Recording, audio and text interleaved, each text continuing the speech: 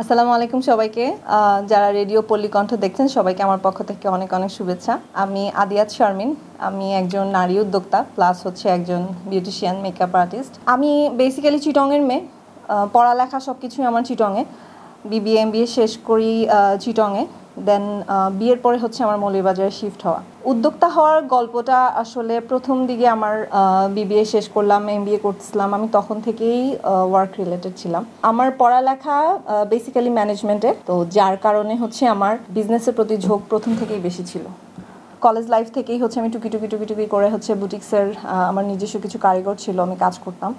আমার খুব ভালো লাগতো। মানে আমি তখন থেকেই চাইতাম যে আমার স্টাডির খরচটা, আমার যে হাত খরচের ব্যাপারটা, সেটা যাতে আমি নিজেই বেয়ার করতে পারি। আরবান ড্যাজেল হচ্ছে আমার সেই ওই যে কলেজ লাইফের যে একটা পুরানো স্বপ্ন ছিল, ওখান থেকেই আসলে আরবান ড্যাজেলটার যাত্রা শুরু হয়। প্রথমে অনলাইনে ছিল, কোভিডের সময় আমি এটা অনলাইন বেস শুরু করি।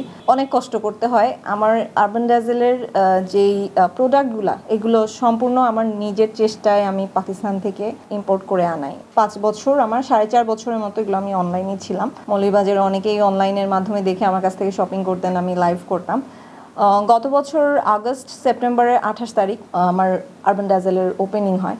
1 বছর প্লাস হয়ে গিয়েছে। বিজনেসের শুরুটা কখনোই ইজি থাকে না। পুঁজি বলতে সত্যি কথা, প্রথম দিকে আমার তেমন কোনো ইনভেস্টমেন্ট ছিল না। মিডিয়াম একটা ইনভেস্টমেন্ট দিয়ে আমি শুরু করি, যেহেতু এটা পরীক্ষামূলক ছিল, কারণ মৌলভীবাজারে তেমন কোনো মানে পাকিস্তানি পার্টিকুলার কোনো শপ রেডি হয় না। তো ওখান থেকে হচ্ছে স্টার্ট করে আস্তে আস্তে আমি অর্নামেন্টস অ্যাড করলাম। ব্রাইডাল অর্নামেন্টস আপনারা পাবেন আমার কাছে। জার্নি যদি বলি, আপনারা যদি উদ্যোক্তা হিসেবে নিজেদেরকে প্রেজেন্ট করতে চান, সেক্ষেত্রে সবচেয়ে বড় যেটা, সেটা হচ্ছে নিজের সেলফ কনফিডেন্স রাখতে হবে, কাজের প্রতি দৃঢ় প্রতিজ্ঞ থাকতে হবে। হ্যাঁ, আমরা একটু চেষ্টা করেই হয় কি আমরা ছেড়ে দিই। টাকা ইনকাম করাটাই আসলে শেষ না, আপনি যে রেসপেক্টটা ইনকাম করতেছেন এটার থেকে, এটা হচ্ছে সবচেয়ে বড়। যারা ছোট করে শুরু করতে চান অবশ্যই করতে পারবেন, বাট আমি সবসময় বলবো যে সেক্টরে কাজ করবেন, হোক সেটা ক্লথিং, মানুষ প্রপার নলেজ গ্যাদার না করেই কিন্তু কাজ স্টার্ট করে দিচ্ছে। আমাদের সময় কিন্তু ব্যাপারগুলো আসলে এরকম ছিল না। আমরা আগে নলেজ গ্যাদার করছি, তারপরে ফুল রানে আসছি। আমার জার্নি যদি আমি বলি, 2014 থেকে আমি স্টার্ট করি, অল্প অল্প অল্প অল্প করে সব কিছু। দেন হচ্ছে আমার শাশুড়ির মাধ্যমে আমার হাতে খড়ি হয়, আমি বিভিন্ন ইন্টারন্যাশনাল সার্টিফিকেটগুলো গ্যাদার করি। একটা সময়ের পর আমি বলবো 2016 শেষ থেকে আমি একদম ফুললি কাজ স্টার্ট করি। এর আগ পর্যন্ত কিন্তু আমি প্র্যাকটিস করেছি, চেষ্টা করেছি। আপনাকে জানতে হবে, বুঝতে হবে, বেসিকগুলো জানতে হবে। ইভেন আমার ক্লথিং সেক্টরেও আমি আগে সব কিছু নিজে আগে বুঝতে চেষ্টা করেছি যে আমার বিজনেসটাকে আমি কিভাবে এলাবোরেট করব। আপনারা আগে নিজেরা সেলফ এডুকেটেড হন, নিজের যে কাজের সেক্টরে ঢুকতে চাচ্ছেন সেই কাজটাকে আগে জানেন। আমার আসলে যে জার্নিটা এত বছরের, তো যারা শুনতেছেন সবার কাছে হয়তো মনে হতে পারে জিনিসটা অনেক ইজি, আসলে কিন্তু ব্যাপারটা এতটা সহজও ছিল না। আপনি ট্রেনিং নেন আর যেটাই করেন, কাজের প্রতি আপনার যে ডেডিকেশন, সেটা না থাকলে কিন্তু আপনি কখনোই আগাতে পারবেন না। নিজের পায়ে দাঁড়ানোটা খুবই দরকার, কিন্তু প্রপার নলেজ অবশ্যই নেবেন। এটা হচ্ছে আমার মানে মেইন ফোকাস সবসময় এখানেই থাকে। আরবান ড্যাজেলের যাত্রাটা আমার জন্য আসলে অনেক ডিফিকাল্ট ছিল, ইজি বলবোই না, কারণ আমি যখন স্টার্ট করি তখন কোভিডের সময় সব কিছু বন্ধ ছিল, একদমই বন্ধ ছিল। আমি হচ্ছে রাত্রেবেলা বসে বসে বসে বসে বসে বসে অনেক কিছু পরীক্ষা নিরীক্ষা করে হচ্ছে আমি আমার সোর্সগুলোকে বের করছি। ফার্স্ট টাইম আমি যখন পাকিস্তান থেকে অর্ডার করি, তখন হচ্ছে আমার 28 দিনে আমার শিপমেন্ট আমার হাতে আসে। ফার্স্ট আমি জাস্ট 2টা ড্রেস অর্ডার করছিলাম, তখন কেউ রাজি হচ্ছিল না। এবং সত্যি কথা, আপনি ওই সোর্সটা বের করা বা প্রোডাক্টটা আপনার কাছে আসা পর্যন্ত এটা অনেক বেশি ডিফিকাল্ট।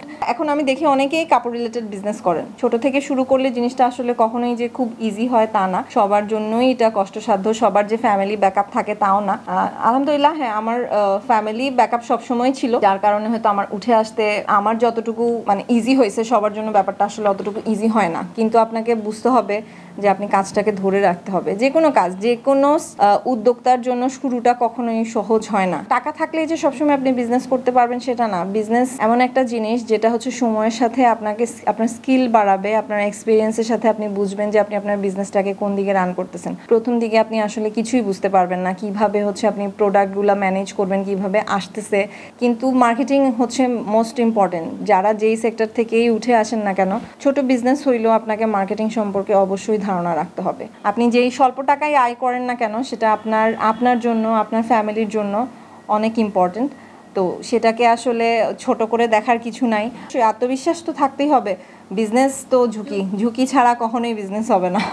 কজ আমি যখন সত্যি কথা বিজনেস ওপেন করি, আমার একটা সময়ের পর্যায়ে মনে হতো কি আমি বিজনেস বন্ধ করে দিব, মানে আমার এত বিরক্ত লাগতো। আরবান ড্যাজেল খোলার পরে আমার বাধাটা ছিল আমার ব্যস্ততা। সবার জন্য সেটা হয় না, বিভিন্ন জনের হয়তো ফাইন্যান্সিয়াল প্রবলেম থাকতে পারে বা অন্য কোনো প্রবলেম থাকতে পারে। মানে আলহামদুলিল্লাহ শক্ত ছিলাম। এটার পিছনেও সত্যি কথা আমার হাজব্যান্ডের অনেক বড় হাত। আমি সবসময়ই চাইতাম যে আমি আসলে পারতেছি না, আর হচ্ছে না আমার দ্বারা। তো সেখান থেকে আসলে আজকের এই যাত্রা, এই আমার যে স্টুডিও, যে শপ, দুইটাই আমার এখানে একসাথেই। তো আপনারা চাইলে আমাদের সার্ভিস নিতে আসবেন, শপে আসবেন।